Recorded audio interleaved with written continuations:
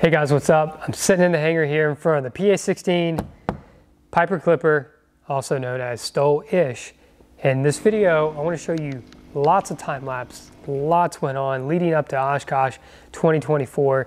We had uncovering both wings. We had completely going through and cleaning everything, prepping it, etching everything, getting it ready for fabric, putting the panel in, along with some of the avionics that went into it.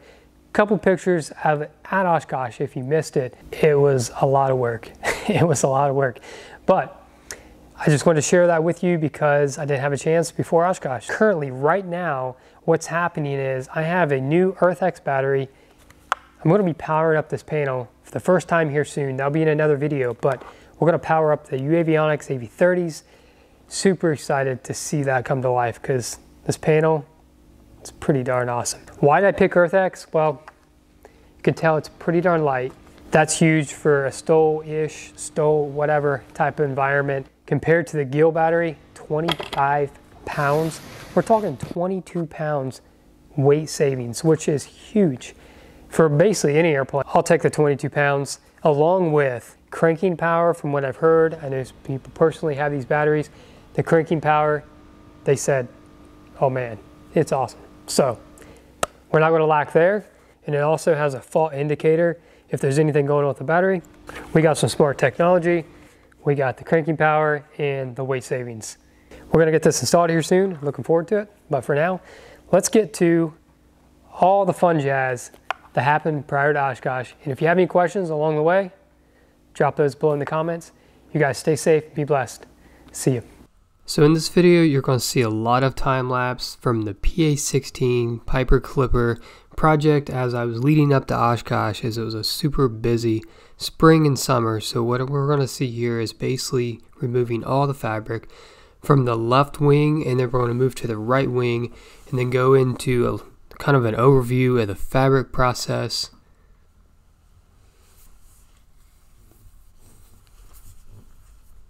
So one thing I was really surprised about these wings is how clean the spars were. This is 1949, basically a 75-year-old aircraft, and honestly it's quite impressive. So what you're seeing right now is basically we're just taking off the leading edge, taking off the wingtip bow where it's going to be extended, another full couple rib bays. We're going to add a new wingtip to this.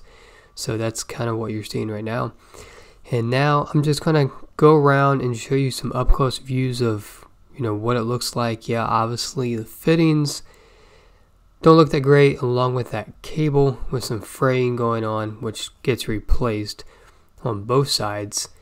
And yeah, so one thing you see, the corrosion is not that bad, and a lot of times behind the fuel tank here, it's pretty critical, or it's pretty common to see corrosion back there, and this was not the case. So I was definitely pretty darn happy at this point, and we're just prepping to basically get this thing cleaned up. So on this wing, we're actually going to remove and modify a few ribs on the right wing to add another wing tank in it. Both elevators will be removed, cleaned, stripped, and replaced with the fabric along with a complete new rudder from Javron Cub. Now you're seeing lots of cleaning of the wings, and here's those ribs I was talking about that gets modified, which will go on the right wing, where we'll have a wing tank added for another 18 gallons additional fuel in the wing. Here I actually added more material to the end of the spar for full length ribs. This is one of the ribs I got from Javron Cub. It will go on the wing tips from both wings. And these ribs are stamped ribs, and they are very nice quality. Super happy with those. So I added these new pieces of aluminum, added the bolts in there, prepping it for the end rib. And here you also will see I actually put in a complete new trailing edge piece, adding supports to get that nice and secure. And then on the end of the rib there, it's getting cut off nice and flush. So right now we're prepping everything for the leading edge to be installed, along with adding some inner rib lacing. You'll see coming up here as I'm making sure all the ribs are nice spaced and straight, fairly straight. Then here you'll see I actually added that green tape. It's just a little bit of anti-chafe to put in there between the leading edge and the nose ribs. So here I moved to the engine to start prepping it for the Cerakote coating. It is called Tequila Sunrise. It's really nice, I think like a burnt orange color. But there's lots of prep, basically prepping off all the mating surfaces anywhere I do not want the coating to be. This actually took several hours, very tedious process as you can see, but I think it turned out super nice, so that will be coming up here again shortly. So I just moved back to the wing. There was lots of prep still yet before the fabric would go on. Routing the wires for the nav light, strobe lights out on the wingtip. What we're doing here is marking off and making sure we have all the supports in for the ribs coming from the spars. We had to make some adjustments as we did add a new stamped rib also from Jevron Cub for the butt rib. Now this is where the fun really I think starts happening, is we start adding the glue, the EcoBond for the fabric for the Stewart systems. This is when things really start shaping up and actually feeling like, honestly, I have an aircraft wing instead of, just. At this point, the EcoBond is tacked up and it's ready to fit the first piece of fabric here on the end rib. And basically we're just getting everything in place using the iron, getting everything to where it's going to be secured, where we can trim it off, put on our final coat of EcoBond and start shrinking this up with the iron. So at this point, definitely started feeling like I was gaining some good ground, and just to have everything in place on this end rib here, and to start ironing it, shrinking it, and getting it to where it actually feels like it's a wing, even though this seems really small at this stage. After all the work up to this point, it's definitely feeling like we're starting to gain some ground.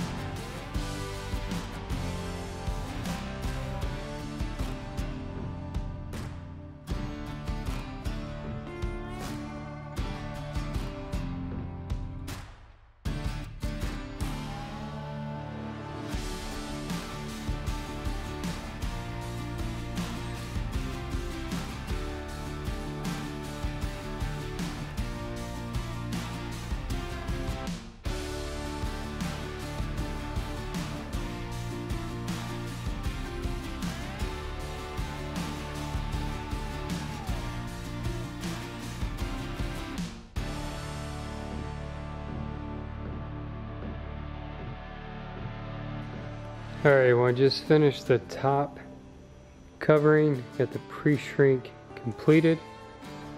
Everything basically is secure and in place. Tomorrow morning, what I want to do is go ahead and do the final shrink on the top and the bottom, and go ahead and start laying out for the rib stitching. So definitely feels and definitely looks good at this point.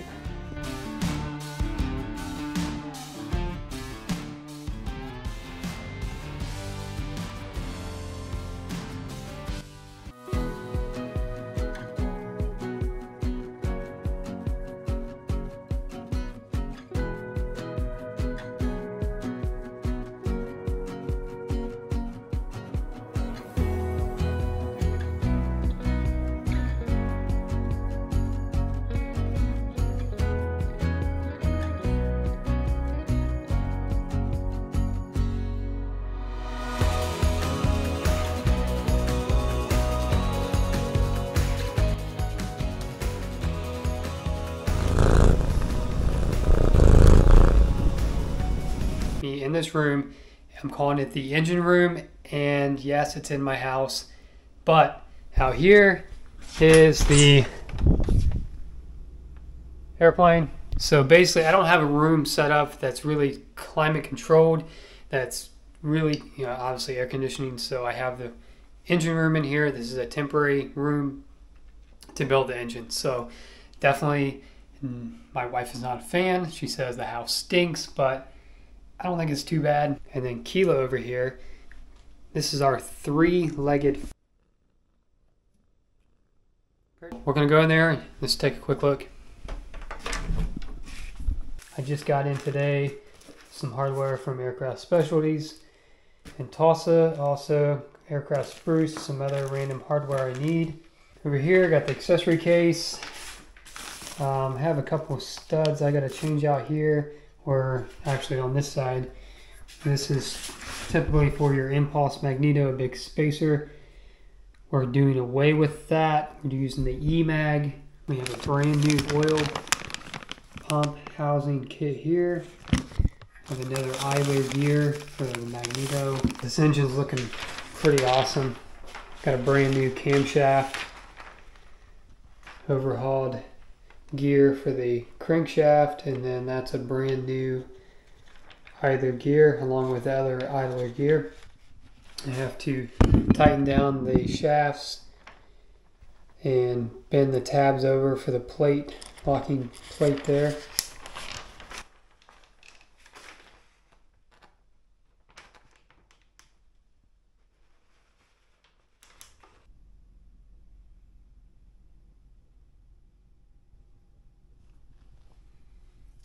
So this door right here was modified. Obviously, it originally did not have the windows there. So a friend of mine, Richard, he was able to get that done for me. Done a really nice job, which looks awesome to be able to see the seats right through the door, and then also the visibility out. So the panel's not in yet, but I'll show you what that looks like here in a minute. We have the nice STOL-ish logo there in the back of the seat.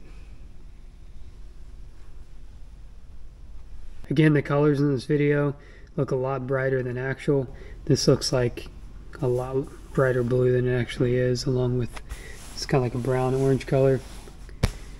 You just have to see it in person, or hopefully another video in some better light to tell more exactly what it looks like. We have CSG upholstery. Let me show you back here what the panel's looking like. This also is Cerakoted. It has the STOL-ish logo here in the panel. And what you're seeing here, this is a topographical map of southern Ohio, where I actually learned to fly. There's the Ohio River, and as it turns down to the right there, that actually goes to the point of Ohio if you look on the map of Ohio.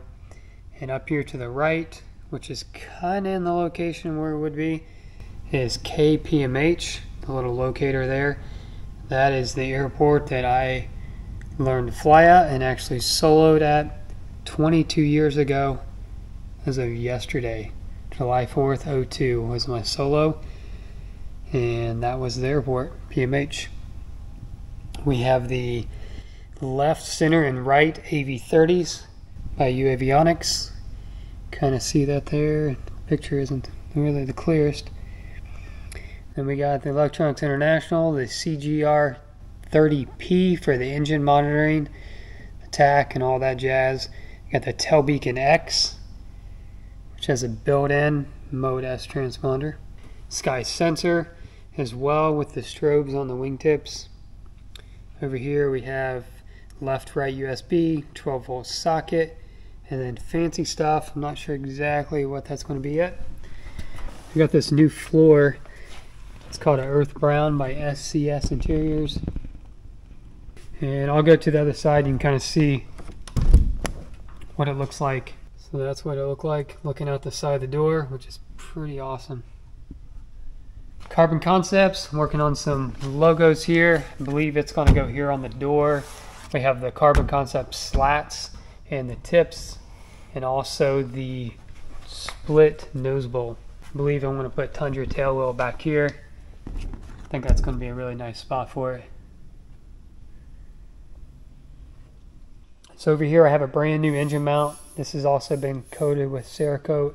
Here I have the ring gear, also coated. Man, it's so much brighter orange in this screen on the camera. But anyways, this matches the engine and the panel. This is getting a new ring gear. We just kind of left that on there when it got coated, so that's actually going to get cut off, get replaced.